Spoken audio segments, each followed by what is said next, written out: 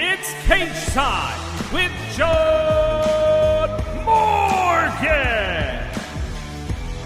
And welcome everybody to another episode of Cageside with John Morgan. It has been a busy couple weeks, not only in the sport of MMA, but for me and John in particular. We're going to dive into all the epic stuff that has happened over the last couple weeks, and then we got a lot to look forward to. Right. So we have UFC Vancouver. Then we have the UAE show with the heavyweight strap on the line. We're going to start talking about that. And yes, we are going to go over the epic Dana White Contender series. Both men get contracts. Both men get bonuses. And both men went to the hospital. And to break it all down, let's bring in the man. His name is on the marquee. You can follow him on X, John Morgan _MMA. What's up, John Morgan? What's going on, man? Yeah, it's been a crazy stretch, man. I know you got, the start of the NBA season adding to your already busy schedule. Me, just finished up a 4-week stretch of 4 straight events for CFFC, so it's been great. And the wife's probably really happy with you right now. She's definitely not. I'm actually home for a little bit. So, yeah, now it's time for me to pitch in a little bit around here. But, yeah, I feel like there's so many things we can talk about. There's been some great events, and obviously Charles Oliveira, we got to talk about that and just how phenomenal he looked. But we would be remiss if we didn't start with that Dana White's Contender Series fight. Cageside for this incredible matchup. Cageside. Well, inside the cage, I should say. As close as you could get is what I'm trying to look for there. Adrian, Martinetti, Mark Vologdin. And I got to say, man, I was not there that night. I didn't get to watch this one live. I was with my son. He had his first kart racing event, so I wanted to go attend that. But went back and watched it afterwards. And man, I was seeing all the tweets because I was staying up involved in everything, and I was seeing all the praise and everything that was thrown out there. And recency bias is a thing, right? And we're always trying to say this is the biggest card, and this is the biggest event, and this is the most important fight. But me going back and watch that after the fact, even knowing that I was tuning in for what UFC is called the greatest fight ever on YouTube channel, knowing that everybody that was in the building was texting me while I wasn't there and telling me how great this fight was, knowing that these two men went to the hospital, got $25,000 bonuses. My expectations were so high that when I sat back and watched it, they were met. They did not fall short. That is one of the greatest fights I've ever seen. And I'm telling you, it got me emotional. Like that, it literally got me emotional. Those two men laid everything on the line. They went out there and chased their dream and chased their passion, and to hell with anything. It was all about that. It was spectacular. And I gotta know. I spoke with you briefly before. We didn't really get a chance to exchange some text messages, but I know, man, you had to feel on high alert because that's one of those ones that you'll be talking about the rest of your life. It definitely was. It was by far. I've reffed some amazing fights, right? I've reffed some really good fights in the UFC, like really, really good fights. Yeah. I've reffed some amazing fights on the regional scene coming up, but where the significance of the fight and the fight, this is by far the greatest fight I've ever reffed ever. From multiple standpoints. The heart that both of these guys showed was unbelievable. And I want to tell you from a personal standpoint, being in the cage, I think I texted you this. I said my anxiety was at a 10 the whole time. I didn't know if you wanted to keep that private or not, but you did exactly. But I can understand it. My gosh, this is insane. So it was in round maybe 2 or 3 where I'm so dialed in to what is going on. Like I am so dialed in, but you have always, you hear things, right? I'm hearing now the crowd in the Apex that doesn't get loud is deafening. The sound is deafening in the Apex Center, and this place doesn't get loud. It was deafening. I'm hearing that. I'm hearing, so much that I can't hear the commentators anymore because you can always hear the commentators. I can't hear the commentators anymore. And I remember thinking to myself, as this is going on, like I am in the process of reffing an historic fight for Contender Series. Yes. Eric, do not be the one to F this up. That was my exact thought that went through my head. Because, listen, The promotion put these guys together. The crowd was showing out. The fighters were both doing their part, exceeding their parts. And so I had to make sure that I laid out a lot in that fight to make sure that that fight had the finality that it deserved. And listen, as a referee, we can find things. Yeah. And you can watch. There's a Big John McCarthy always told me this. He says, a referee can never make a bad fight good, but a referee can always make a great fight bad. Yeah. Don't be that advice. Guy. No, you know what's funny is, and again, all credit to these two men who went there, but all credit to the Nevada State Athletic Commission for the doctors for letting that cut continue. I think there are some jurisdictions where people might have freaked out a little bit, but Nevada doctors have seen it and they understand, hey, yes, there's a line of when it can't, it's an issue. It's not. But I mean, overall, I thought you did a great job. And I just as a friend and evaluating as I was watching it, I wrote that note to make sure and tell you that I thought you did a great job of staying out of the way, of just being, this is an epic battle. Just stay out of the way. And the one time that I thought was a good interjection was late in round 2. Chaos is happening, and you just give a warning. Hey, that's a down fighter right now.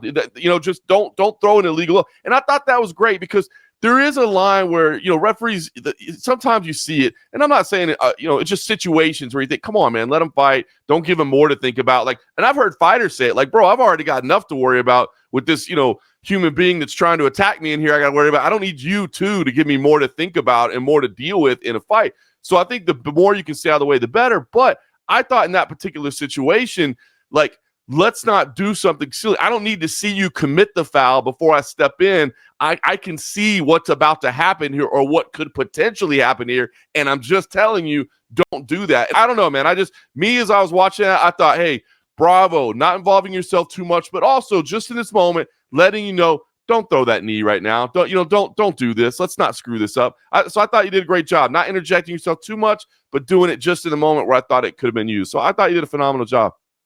And I appreciate that because as a referee, you're supposed to stay, let's just say, you have to be impartial, right? You're an impartial evaluator of what is going on. And we call balls and strikes and we look out for the safety of the fighters. So typically I will never say something like that about, hey, watch out for doing this preemptively. Because that's on the fighter. It's not on me. It's not on anybody. But I want to look at it. I was looking at it in the moment of what had just happened and understanding the mind frame that fighters are in. There were 30 unanswered knees, probably, up until that point. And then the fighter dove in on a takedown and he got shucked and he was turtled up. And give me the South American fighter again. What was Martinetti, Adrian Luna Martinetti. Martinetti started framing on him. Right. And I knew in that moment that he was in knee mode because he had just thrown 30 knees probably. Yep. So I just said, fighters down. I didn't say don't throw a knee. Right. I didn't say anything. I said fighters down, because it was bam, bam, bam. And to his credit, he did it. And so that's the only time. The only other time I'll ever say something like that is if people are in a front headlock position and they can't see.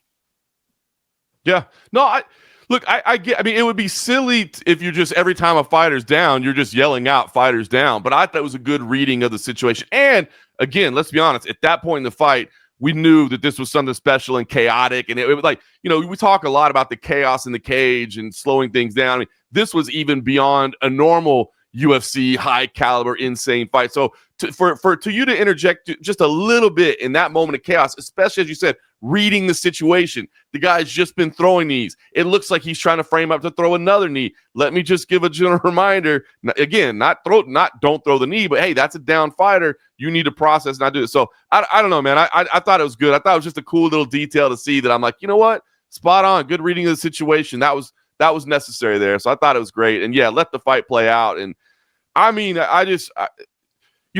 kudos to your performance, but kudos to those two men. I think it's so cool that they both got contracts, that they both got $25,000, which is, at Dana that White point in your career, gave them the contracts and the bonus before the event was over. Right That's there. how epic and special of a fight that was. That was so cool. Yeah, he just walked over there, and Laura's like, "What are you here for?" He's like, "I'm giving it." Just gave out the contracts there. Like, there's performances like I'll just kind of look over at him like we're giving this contract like that. To do it right then was so cool, man. I just that was special. And like I said, sometimes people, the greatest ever.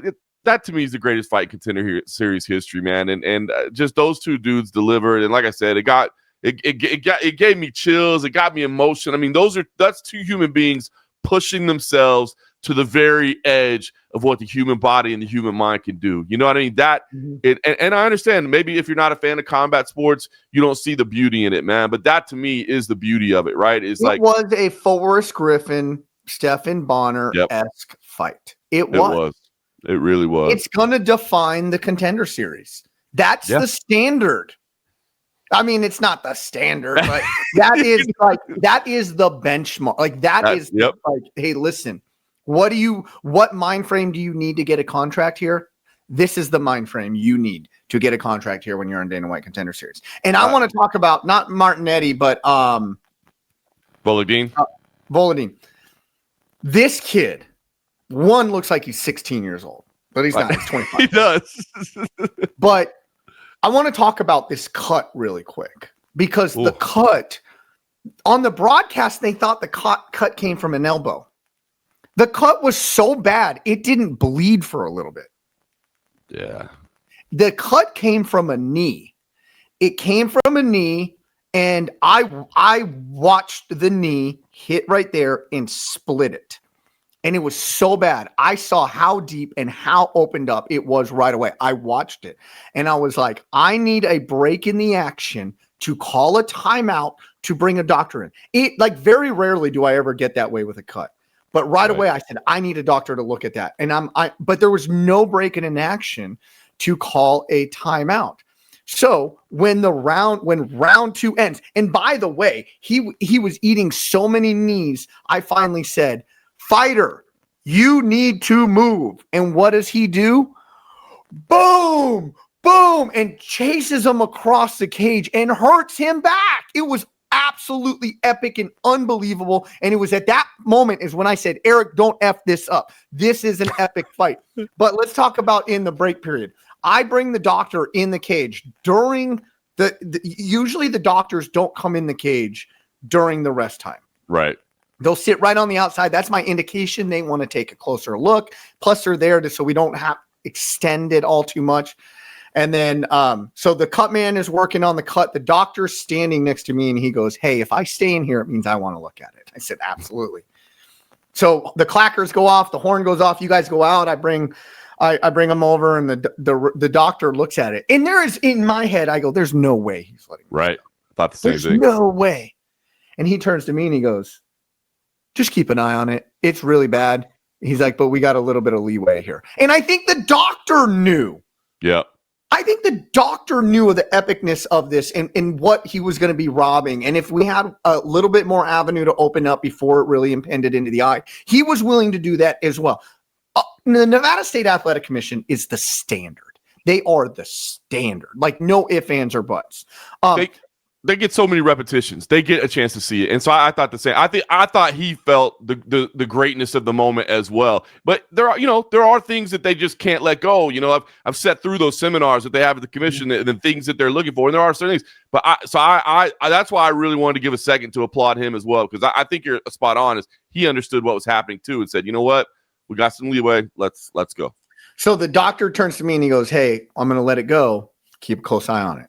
Doctor walks out of the cage, and I turn to the fighter. Remind me his name one more time. Vologdin or Martinetti? Vologdin. Yeah. I turned to Vologdin, and I said, all right, doctor's going to let you continue. Do you still want to fight? And he goes, of course. Like, that's what he says. He goes to me, he goes, of course. And this is where, like, Eric came out, not referee. Right. This is where Eric came out. I kind of just fist bumped him on the stomach, and I go, my man. And I turned around. I didn't even realize I did it until I watched the fight back. I didn't catch that. I didn't catch that. Just kind of like tap him on the stomach. And as I'm walking to the middle to set it up, I go, my man. That's That's great. I didn't catch that. That is all. That's where just the human side comes out, right? For a second, you're just like, you badass son of a gun, bro. Like, let's go. Crazy son of a bitch. Yeah. Oh man, that's awesome. It really was. It was amazing. For anybody that doesn't have ESPN Plus, like they put it up on the YouTube. I mean, that's how special it is, right? That the next day they're like, we're putting this thing up for the masses so everybody can see it. So it's on the UFC YouTube channel. If for any reason you didn't see this fight, you need to see this fight, man. And then again, their post-fight reactions in the cage. I mean, again, the adrenaline dump, the emotion, Adrian's turning around screaming like "I love you," and it's just like that dump. It was a rocky moment. It was a rocky moment. Man, so cool. And then to see them both, together backstage and just, it's one of the, man, that was, I can't say enough superlatives about it. Just an amazing moment. That's cool that you got to be in there. It reminds you, obviously, you always defer to Big John McCarthy and his expertise and the guidance he's offered you. But, hands down, when people ask him about, memorable battles, he'll talk about Rory McDonald and Raleigh Lawler and what an insane battle that was. Mark Goddard will talk about like Israel Adesanya and Kelvin Gastelum. This fight, while maybe not a UFC championship, it was on that level of skill and battle and emotion. And like you said, still huge stakes. What these moments mean in these athletes' careers, man. This is a huge, fork in the road for them, where it's either A, you win and you get to chase that dream and you get to go step in that UFC cage for the first time, or B, you're back to the regional scene trying to make sure you get attention and another invite. So, man, it's huge stakes, and they delivered. And like I said, it's going to be one you're talking about forever. It will be. I haven't stopped talking about it. This is how special of a fight was. Early in round 2, Laura Sanko was saying both of them deserve contracts. That was early in round 2. Laura Sanko was saying that. Yeah, and round 2 hadn't even played out yet, which is one of the crazier rounds you'll ever see. I mean, absolutely just amazing. Hey. One of the greatest battles of all time. Certainly, it will overshadow the 15 seconds that my man Luke Fernandez spent in the cage. But I just want to say how happy I am for that guy, Luke Fernandez. Man, if anybody has watched CFFC, you've definitely seen this man fight. I mean, he embodies exactly what we're trying to do, right? Like, came to the organization as an amateur, went undefeated, winning the next gen title, moves to the professional ranks, goes undefeated there, wins the title, defends it a couple of times, stepping up every time, and then going into the Contender Series and now the UFC. He won a CFFC BJJ belt along the way, so he's a triple champ. He's got a grappling belt, he's got an amateur belt, he's got a pro belt. So I just can't say how happy I was for him. I mean, and ultra impressive in doing it. Just a good. I mean, when I hit, great grappling, great boxing. Didn't get a chance to show a lot. I like Dana afterwards. Like, I guess you'll have to show me what you got in the UFC. But I mean, just what he did, the crisp combination with the hands he threw. I mean, super powerful. Just super happy for Luke Fernandez. Classy dude, classy family, man. Like his dad, it was his coach for the longest time and still works with them now. And I don't know, man. Just a great group of human beings and people, and you love seeing people chase their dreams and get that opportunity. So was incredibly happy for Luke Fernandez, and it was glad that I didn't have to be suffer through any tension. He got that one done early, and we was like, well, good, check mark there. He's getting a contract. Congrats. Yeah, that was an easy one to give out. Yeah. So with that being said, we did have a UFC card this past weekend in Rio. Charles Oliveira, DuBronx versus Gamrot. First off, I hope everybody appreciates what we have in Charles Oliveira. I hope people appreciate this man. He's a surefire first ballot Hall of Famer, but the ebbs and flows of this career, and I think the ebbs and flows of his career, and then the willingness to stand in the pocket and trade and do these things, he may be the most beloved UFC fighter right now. And I think there's a difference that I want to make clear about being beloved by the fans and being appreciated for the fighter and just the special athlete he is. I hope people are appreciating, because he is special. He is, man. And the length of time that he's been around, I mean, 15 years in the UFC, and as you said, the setbacks. I mean, sometimes that's even better, right? So, seeing somebody rebound from failures and seeing somebody deal with adversity and continue to reinvent themselves and to better themselves, to be one of the most exciting fighters in the sport. Like, if Charles Oliveira is competing, you're going to get some action. It doesn't matter who's on the other side of the cage. He might be able to finish you with strikes. His grappling game is off the charts good, right? I mean, just dangerous from anywhere, which I love to see. And beloved you're absolutely right, man, because I see it when you walk around in Vegas, man. I mean, people see him and they clamor for him, but especially in Brazil, man, in his native country, man, and that audience was so incredible, and they always are, man. The Brazilian crowd, I've made 30 trips down to Brazil over my career, and the audience astounds me every single time, just how loud they are and how excited they are and how much support they have for their people. And they brought it for Charles Oliveira, and this performance was just amazing because Mateusz Gamrot is a damn good fighter in his own right, and Oliveira. Well, so much so that he was the favorite. Yes. He was the betting line favorite going into that fight. Now, I say that because of the respect and how good he is, but I also say that was like, how was he the favorite going into that fight? Yeah. Was it the layover and the viciousness of the knockout that Charles Oliveira took and the relatively short turnaround? I mean, that was only in July. Yeah, I think that's exactly what it was. And I'll be honest with you, when he was first scheduled to fight Rafael Fiziev, I was a little worried because you're talking about a striker in that sense. I kind of think the change of opponent here was a good thing for Charles Oliveira. Not that he couldn't have beaten Fiziev as well. I mean, he's obviously, like you said, he's dangerous. He's incredible. He's great. But I was a little nervous too. So to go from more of a striking-based fighter to more of a grappling-based fighter, I thought was perhaps a bit of a blessing in disguise. But I think you're right. I think, him being an underdog was exactly that. It was the how vicious the loss was to Ilia Topuria, and as you said, how quickly the turnaround was. And we know, when you suffer losses like that, you kind of need to take some time off and rest a little bit. It's not good for the chin, not good for the brain. So I think that was it. But I was a little bit surprised to see that line, especially once it switched to Gamrot. But I also thought Gamrot was going to be much more of a threat than he was here, and Oliveira just dominant. Because let's be honest, like Gamrot, his best shot was going to be on the ground, right? But he wasn't competitive there. He wasn't competitive, and that's not taking away from how good Gamrot is. He was a favorite for a reason, because even people may have thought he had the edge there.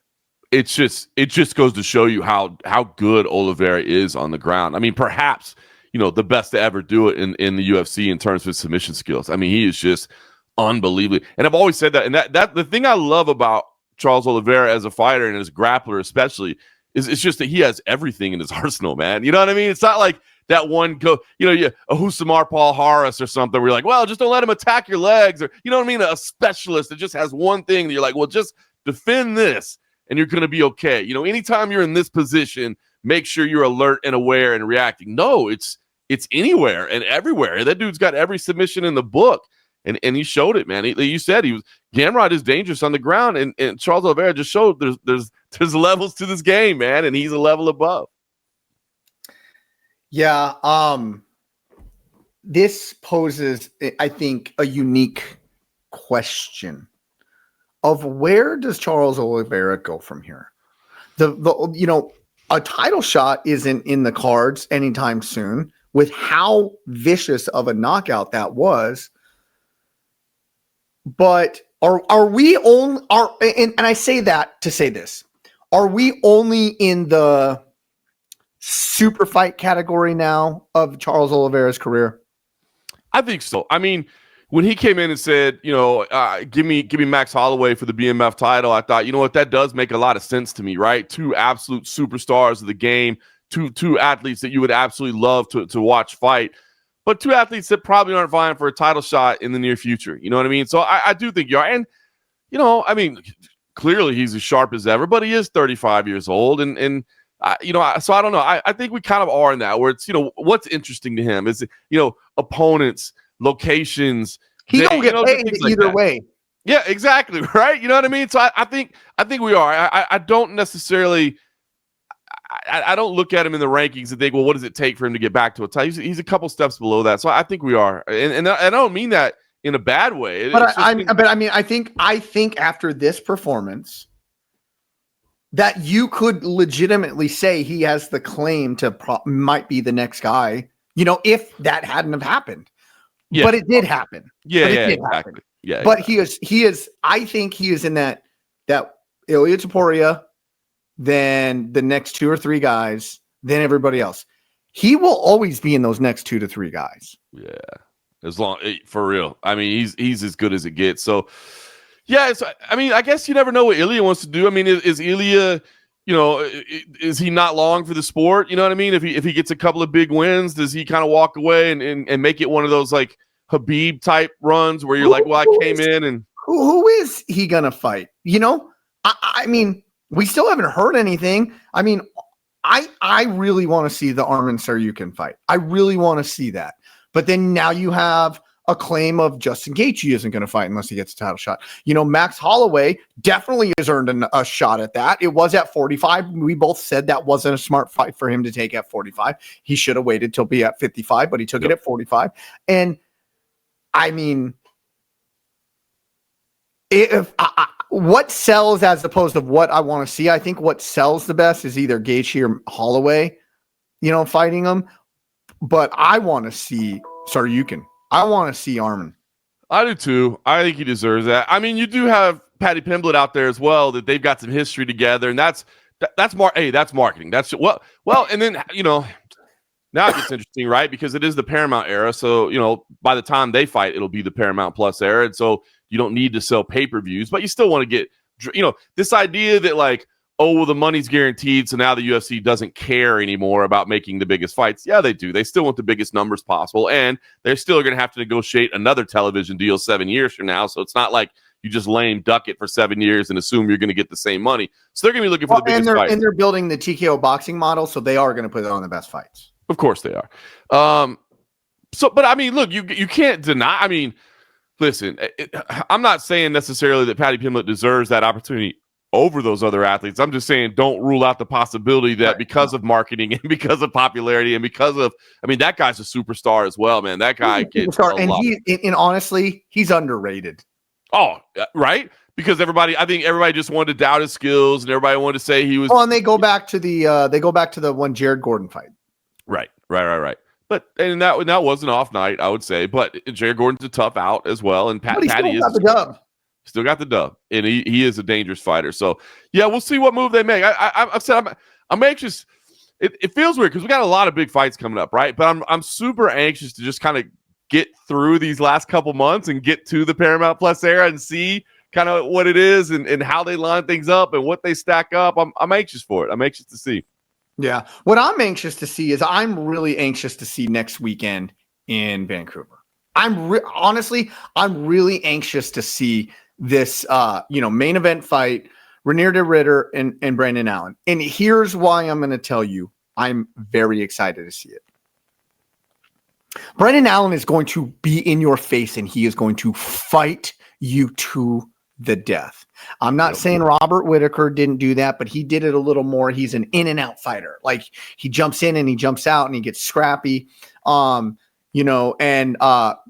Nickel, we just realized his skills weren't at the cream of the crop, and styles make fights. I am very interested because Brandon Allen, he's good everywhere. He's not the best everywhere, but where he is he's a guy who is, he is lock solid mind vault. His mind is a vault. He believes he's the best in the world. He believes that he can beat everybody, and he will fight everybody to the death. And now you're going against de Ridder, who has, we always knew off of his past accolades prior to getting to the UFC what a special fighter he really is. Now everybody knows what a special fighter he is. And are there these expectations for him to get through here, get the next shot at, Chimaev, and how is this going to play out? Is he going to have to starch Allen at I don't even know the rankings. I think Allen's at 8. Oh yeah. 4-9. 4-9. Like we're expecting him to run through Brandon Allen, but nobody runs through Brandon Allen. Nobody. No. And Brandon Allen is mentally tough enough to probably eat these body shots, and his body's saying you need to stop and fold, and he won't. He won't. No. really, really disappointing when Anthony Hernandez had to pull out of this fight, right? Like, that was the original matchup, and I think we all thought as soon as they announced that matchup, like, that's the fight right there. And then it falls apart, and you're like, damn. But when they announced this as their replacement, bravo to the matchmakers. Well done. This is the right matchup to make. And I agree with you. I think you laid it out there, right? I mean, Reinier, what he's done in the UFC, I think was shocking to many. I think we saw, if you were watching him outside of the UFC, you knew that he was capable of doing these things, but he's putting it together. And good on the UFC to kind of keep him busy and to keep this run going. I mean, he is staying incredibly busy with his rate and moving up the ranks very quickly and getting opportunities like this. And now perhaps one fight away from a title shot. You do have the advantage of you were preparing, Brendan stepping in on short notice, but Brendan as well, and I think you laid it out there, the durability that he has. But I like, he comes in, there's always a chip on his shoulder, right? Like, he's always a little bit angry, and I like that. I like to have a little something. And he's had a couple setbacks, and he's had a couple disappointments, and it kind of felt like that's happened to him a couple times in his career, right? Where he would start to rise, and then he would get to a level and have to take a step back, and he's done that a couple times. But now he gets this opportunity. So I feel like in a lot of ways, Brendan Allen kind of was dealt a bad hand in a lot of situations throughout the course of his career, and now he's getting this incredibly big opportunity. So I'm pumped for this one as well, man. I think this is a fantastic main event, and yeah, man, I'm looking forward to this card as well. Yeah, I mean, just going down the card, Marlon Vera's on the card, Kevin Holland's on the card. Charles Jourdain is on the card versus Davey Grant. That could actually be a banger. Oh, that'll be a banger. Davey's always in fun fights. Yeah, we got CFFC, a couple vets that came through. Mike Malott is in there. Jasmine Divizius as well in there against Manon Fiorot, and what's a huge fight for Jasmine, man. She's moving up the ranks. I mean, I know she was nominated as a fighter of the year at the World MMA Awards this past year, and so man, she's got a big fight in front of her. So your boy Danny Barlow on the card, and Danny Barlow moving up to middleweight. So that's where I wanted to go. Yeah, I'm excited for that because I think, I mean, you've stood next to that guy. Like, I don't know how he made 100. Yeah, that dude is huge. I think he's going to be much more effective at middleweight. I think he was draining himself, to be honest with you. So I'm excited to see this. Sometimes people make moves in weight classes and you wonder what the motivation is, and you're like, so is this so? I like this. When I heard he was going to middleweight, I like this opportunity for Danny Barlow. So I'm excited to see this one. Yeah, I really don't know much about DeJordan Santos, honestly, but I know Danny Barlow hits hard. It looks like Santos, I mean, he's got 3 wins by knockout, 4 by submissions, 3 by decision. So obviously a very well-rounded fighter. Not saying that Barlow isn't, but Danny Barlow, he's named the left hand of God for a reason, because it's a laser guided missile coming at your head. So I wanted to check the odds out because I hadn't taken a look at the odds, and Danny Barlow opened as a -200, so a significant favorite, and then got bet even higher. He's currently a -330. So public sentiment very much on the side of Danny Barlow right now, which I like to see it, man. Like I said, I like this move for him. We'll see. I mean, there are always question marks. You know what I mean? There are always question marks when somebody changes weight classes. Does their speed come with them up to that weight class? Does the power of those athletes at the higher division, does that give them problems? I mean, those are all real questions that anytime somebody moves, you want to see. But I like this for Danny Barlow. So yeah, excited to see him in action again as well. Yeah. I mean, I think it's just going to be a fun fight on the prelims, because Danny Barlow ain't going to dive for no takedown. So. No, you know exactly what you're getting.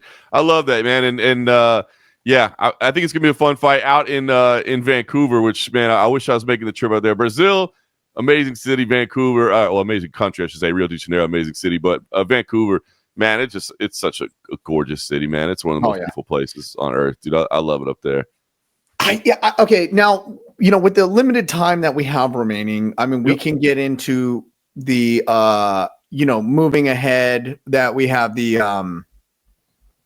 in the UAE we have in Abu Dhabi we have Aspinall versus Gann or Cyril Gane, and I do want to talk about that fight briefly, which I think that Cyril Gane, I think, could pose a little bit of a problem just with the length and the size and the proficiency in his striking. I think it's going to be a lot harder for Tom Aspinall to kind of rush in like he has historically done in his last few fights, and rush in and just deliver massive shots. That's really all I want to say about that, because overshadowing still right now, overshadowing the heavyweight championship of the world, the UFC, the baddest man on the planet, the heavyweight championship of the world coming up in 2 short weeks, is still Jon Jones. Is overshadowing a retired Jon Jones. Like, at what point do you just have to say, Tom, you're going to be dealing with this your whole career, and I'm sorry, but at this point, I'm almost looking at it from a standpoint of Jon Jones is smarter than everybody. And he is going to be, whether he's the champion or whether he's not, he knows that when he says little things here and there, it's going to steal the headlines, and he's going to steal them from Tom Aspinall. Yep. Well, it's interesting, right? Because Jon Jones is 38 years old at this point. So he's reaching the end of his career, that's for certain. But we do know at the heavyweight division, especially, you can kind of go a little bit longer in there, right? I mean, you see kind of older athletes still having success. It is interesting to me, and it's funny that you bring this up now, because I've been kind of noticing the same thing.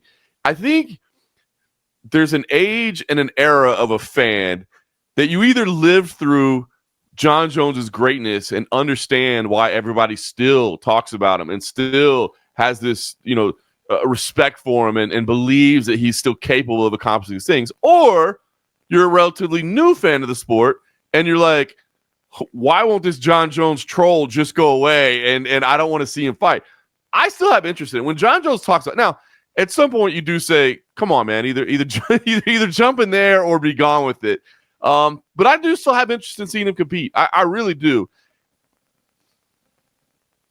We talked about it last week. You know what I mean? It seems like the Alex Pereira matchup is the matchup that's more intriguing and that would get more people interested and more people talking than even going against Tom Aspinall, which seems a little bit bizarre given that Tom Aspinall is the heavyweight champ of the world right now. I'm interested to see how it all plays out. I think Jon Jones still fights again. I do. I still think that there's a spot for him. He does, John. I already made the matchup last week. It's already done. Yeah, we booked it. Already matched up. It's going to headline. Him versus Alex Pereira is going to headline the UFC White House show in June on the hallowed grounds of the White House. It's already done. We already made it. Now, the UFC hasn't confirmed or denied it yet, but they haven't denied it yet, so maybe they are listening to us. But it's funny because, I would like to see Jon Jones and Tom Aspinall. I really would. Tom Aspinall, and I said it from the very beginning of his career, Tom Aspinall, when he came into the UFC, I love the way he went about it. He would say, I want to fight Jon Jones someday. And he never disrespected him. He always just said, I want to fight him. I think he's the greatest ever, and I think I can beat him, and I want that opportunity to fight. And he's been open to the matchup so much. So, there's times where you think like, gosh, if Tom Aspinall doesn't beat Jon Jones, his legacy as the greatest ever, his legacy as a champion, it's hindered. But it's not. I don't think it is. I mean, Tom Aspinall has openly asked for the matchup, has openly said, I'll take it anytime. So I think even if Tom Aspinall doesn't get the chance to fight Jon Jones, I think he basically gets to say, he gets the bragging rights, right? Because he's like, John's the one that didn't want to fight me. I was there. You do the math. That's all he ever has to do. You do the math. I said I wanted it. I was open to it. There's one thing you are not taking into account right now. All right. Pereira didn't ask to fight Tom Aspinall either. He has to fight Jon Jones. That's true. This is true. See, right? So it's not like he's saying, I want the UFC. I want the middleweight, the light heavyweight, and the heavyweight strap. That is true. He knows that. Alex Pereira did not say that. He says, I want to go up to heavyweight and fight Jon Jones. And Jon Jones the whole time has been saying, like, listen, I'm in it to beat a superstar. Whether you want to like it or not, Pereira is the superstar over Tom Aspinall. It just is what it is. Now, would Tom Aspinall maybe be the stronger opponent? Maybe, probably. But Jon Jones is so smart, and he makes valid points. I went back and I actually listened to some why he didn't want to fight Tom Aspinall. And he's like, well, why would I? I have been doing this my entire career. So I've been fighting whoever was the next guy, and the guy that was too young and fast. And for me, the guy that everybody said was, if we want to take it all the way back to Gustafsson or Santos, or you just, the list goes on and on and on. And he gave everybody these shots. He did. He owes nobody anything. And all he says is, if I were to beat Tom Aspinall, it's just one other guy that was going to be the guy. But in hindsight, he really wasn't the guy. Yep. Jon Jones is 100% correct in the way that people will view it if he does beat it. Not saying that, Tom Aspinall, he clearly is the guy. Clearly. Yeah. But the bigger fight for him is Alex Bahia. It is. It is. And look, all those things are true about Jon Jones. And again, it depends on when you started watching this sport and when you became a fan of the sport. If you lived through the Jon Jones rise, you understand how dominant that man is. And as you said, how he was willing to take on anybody and fought everybody. And with no training. With none, which is crazy. Came in the UFC at 6-0. And he didn't train in camps for title fights is what I'm talking about. It's amazing, man. So I do believe, I still believe he's the greatest of all time. I do. I believe he's the greatest of all time. And I believe exactly what you said, that he doesn't need to beat Tom Aspinall. I will say it would be awfully damn cool. I mean, to see him go out there. And again, this is somebody that loves Tom Aspinall as well. I think Tom Aspinall's great. So I'm not saying like, I want him to beat him. But it would be amazing to be like, hey, man, that's the guy that y'all said I was scared of. Like, it would be incredible. But if he beats him, they'll just say, well, Tom wasn't that good, or Tom wasn't ready, or Tom wasn't in his prime yet, or you made him wait too long, and so he had cage rust. But there will be excuses. So right now, for Jon Jones to compete, and again, what have we talked about over the years? I think if you watch the show, you understand. When you talk about taking a fight, it's not if Jon Jones ran into Tom Aspinall on the street and something happened, he would duck him. It's just you gotta sacrifice so much. A training camp takes so much out of you and so much time away from your family, and especially when you have kids and all these things. And look at the loss that Jon Jones has had to suffer recently. I mean, you see that life is not promised to you, man. Life can be very, very short. And so for him, I think it's what's the greatest financial impact, right? Like, what does Tom Aspinall really do for me? But beating Alex Bahia, not only would it be, cool, it's a fight that's been talked about for a long time, but it is the biggest fight that they can make. I believe that's the biggest fight that the UFC can put on right now. And for him to win that would come with significant financial gain as well. And so it is the bigger fight. It's not the fight that makes the most sense if we were just from a pure meritocratic standpoint. It's not the fight that gets you another championship belt. I mean, like I said, just, do it for a BMF title or something. Put a belt on the line for that. But it is the bigger fight right now. It just is. So you could hate Jon Jones if you want, and you could say that he's ducking Tom Aspinall. And I wouldn't say that he's ducking Tom Aspinall, but he's certainly not going out of his way to fight him either. But I think you have to look at the reasoning behind it and the logic behind it.